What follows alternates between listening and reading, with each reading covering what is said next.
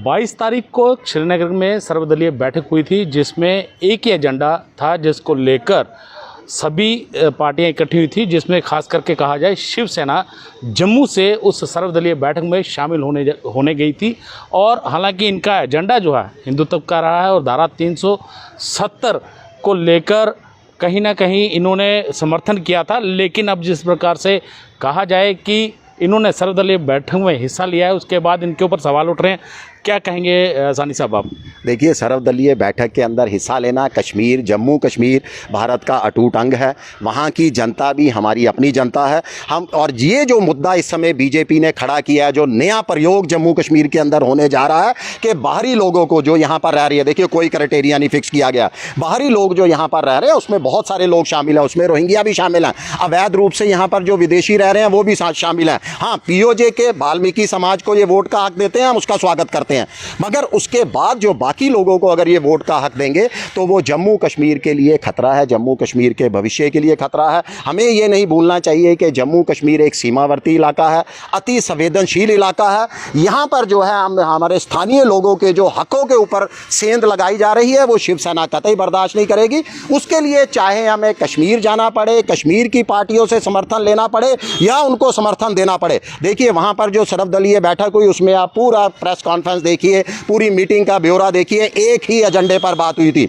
जो यहाँ पर प्रोपोगंडा किया जा रहा 370 को लेकर के शिवसेना अपनी विचारधारा 370 को छोड़ चुकी है, बिल्कुल नहीं छोड़ चुकी। 370 में हटाने के अंदर हम शामिल थे, हमने स्वागत किया था ढोल नगाड़ों के ऊपर, और वो स्वागत आज भी हमारा बरकरार है। हम चाहते थे कि जम्मू कश्मीर के अंदर भारतीय संविधान लागू हो, हम चाहते थे यहाँ पर तिरंगा लागू। और मैं याद करवाना चाहता हूँ बीजेपी और उन नेताओं को जो हमारे ऊपर राष्ट्रवाद या हिंदुत्व के ऊपर या देशभक्ति के ऊपर उंगली उठाते हैं, वह याद करें कि अगर जब कश्मीर के लाल चौक पर कोई झंडा लहराने जाता था तो वो शिव सैनिक जाते थे, बीजेपी वाले दुम पकड़कर अपने घर के अंदर दुबके हुए बैठे रहते थे, मगर हम लोग वहां पर चेतावनी देते हुए, देशभक्ति को सर्वप्रिय मानते हुए आगे जाते थे।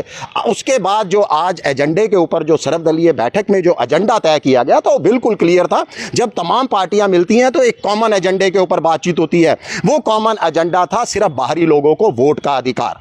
वो हम कतई सहन नहीं करेंगे कि जम्मू कश्मीर के लोगों का हक दूसरों को दिया जाए। किसी भी राज्य के अंदर उसके भविष्य तय करना, उसकी सरकार को तय करने का हक वहाँ के स्थानीय लोगों को होना चाहिए। शिवसेना इस मांग पर जो है बिल्कुल अड़ी है। क्या आने वाले जिस प्रकार से चुनाव होंगे, क्या शिवसेना यूनाइट होकर, जिस तरह से बिहार के अंदर महागठबंधन हुआ था, क्या उसी प्रकार शिवसेना यहाँ पर सर्वदलीय बैठक में तो शामिल हुई है, क्या इसी प्रकार गठबंधन के जरिए चुनाव लड़ेगी? देखिए, ये सोचेंगे, ये भविष्य की कोख के अंदर छुपा हुआ सवाल है आपका। इस सवाल का जवाब हाँ, मगर शिवसेना जरूर यहाँ पर चुनाव मैदान के अंदर उतरेगी और बीजेपी को आईना दिखाएगी। आज तक बीजेपी शिवसेना के समर्थन से जीती रही है। जहाँ कहीं भी चुनाव होते थे महाराष्ट्र के बाहर, हम गर्व से कहते थे कि आप बीजेपी को वोट दो, क्योंकि तब तक बीजेपी हमारे साथ थी, हमारे गठबंधन के अंदर थी और जनता के मुद्दों को उठाती थी, जनता की उसको परेशानी को हल करने के लिए आगे आती थी। मगर जब से इनको सत्ता हथिया ली है इन्होंने, उसके बाद जो इनका घमंड है, अब वो घमंड शिवसेना ही चूर करेगी। हिंदुत्व के ऊपर इनको एक्सपोज किया जाएगा। जो हिंदुत्व का दावा करते थे, ये भूल गए हैं कि एक बार फिर जम्मू कश्मीर के अंदर, इनके राज के अंदर 1990 वाली स्थिति बहाल हो रही है। लगातार वहां पर लक्षित हत्याएं हो रही हैं। हमारे हिंदू भाई कश्मीरी विस्थापित यहां तक पिछले 100 दिनों से वहां पर धरने पर बैठे हैं, जिनको पीएम रोजगार पैकेज के अंदर वहां पर जो है नौकरियां दी गई थी, वो कश्मीर जाने के लिए तैयार नहीं है। इससे बदहाली और देश की क्या हो सकती है, जम्मू कश्मीर की क्या हो सकती है?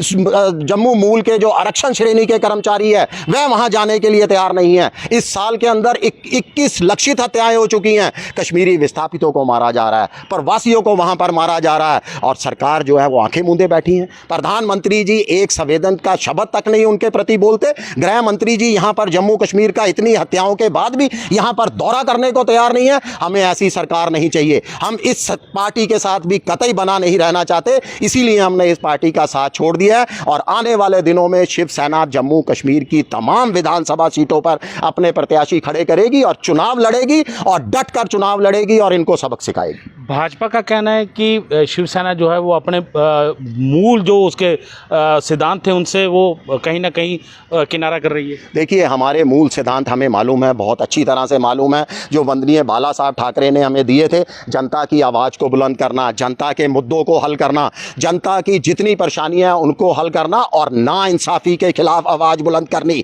वो नाइंसाफ़ी चाहे हिंदू के साथ हो, मुस्लिम के साथ हो, सिख के साथ हो, ईसाई के साथ हो, हम उसके खिलाफ आवाज़ बुलंद करेंगे। अगर ये आवाज़ बुलंद करना विचारधारा से भटकना है तो हाँ, शिवसेना अपनी विचारधारा से भटक चुकी है। हम चेतावनी के साथ, दावे के साथ से कहते हैं।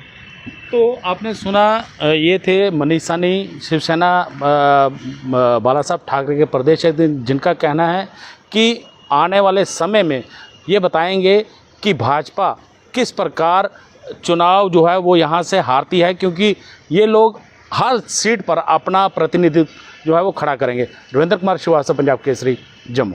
हमसे जुड़े रहने के लिए हमारे YouTube चैनल को सब्सक्राइब करें और नई वीडियो की नोटिफिकेशन के लिए बेल आइकॉन को दबाएं।